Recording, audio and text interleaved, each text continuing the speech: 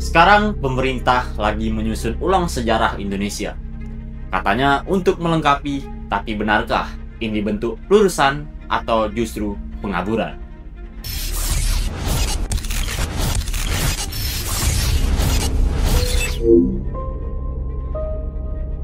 Jelang peringatan 80 tahun kemerdekaan Indonesia pada Agustus 2025 nanti, pemerintah melalui Kementerian Kebudayaan menggagas proyek besar penulisan ulang sejarah Indonesia.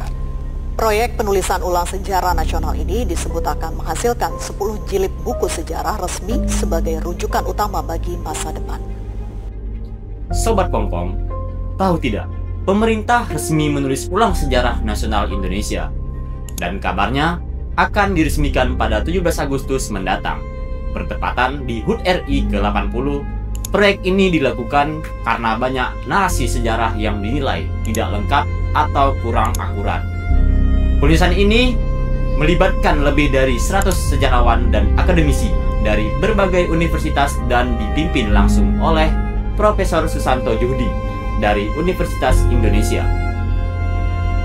Sejarah ini ditulis secara bertahap, mulai dari masa prasejarah hingga era kontemporer. Lantas, apa tujuannya?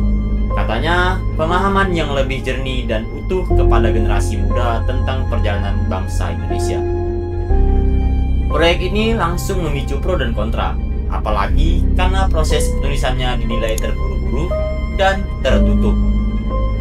Komisi 10 DPR bahkan mengusulkan agar istilah penulisan ulang diganti menjadi pemuktahiran, karena khawatir istilah tersebut justru memancing kecurigaan publik. Bagi sebagian pihak, sejarah tak bisa diubah, apalagi jika hanya ditulis dari sudut pandang senegara. Dalam polling daring yang kami lakukan, kami menanyakan, kalian setuju nggak pemerintah menulis ulang sejarah Indonesia? Hasilnya, 61% menyatakan setuju, karena ingin sejarah yang lebih lengkap dan jujur. Namun, 39% menolak karena kekhawatiran ini hanya akan jadi alat politik untuk menghapus peristiwa-peristiwa yang tidak menguntungkan secara politis.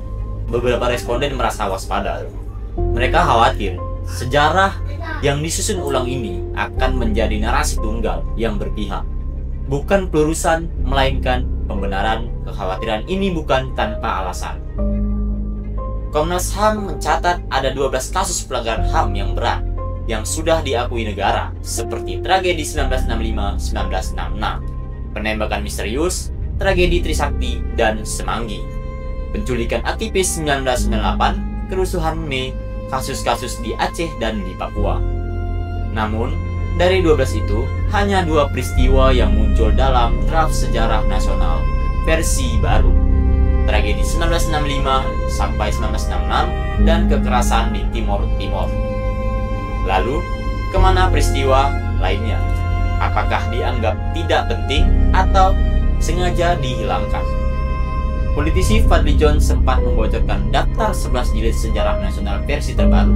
Isinya mulai dari sejarah awal Nusantara, Nusantara dalam jaringan global India dan Cina, Nusantara dalam jaringan global Timur Tengah, interaksi dengan Barat, kompetisi dan aliansi, respon terhadap penjajahan, pergerakan kebangsaan, perang kemerdekaan Indonesia, masa bergejolak dan ancaman integrasi, Orde Baru 1967 sampai 1998 hingga era reformasi 1999 hingga 2024. Tapi publik berhak bertanya, siapa yang menentukan versi ini sah?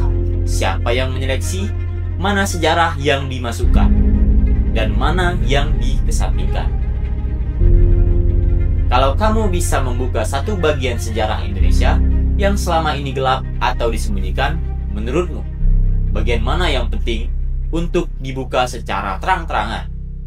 Tulis di kolom komentar, karena meluruskan sejarah artinya juga meluruskan masa depan. Saya Muhammad Firjatullah Serunasution, pamit.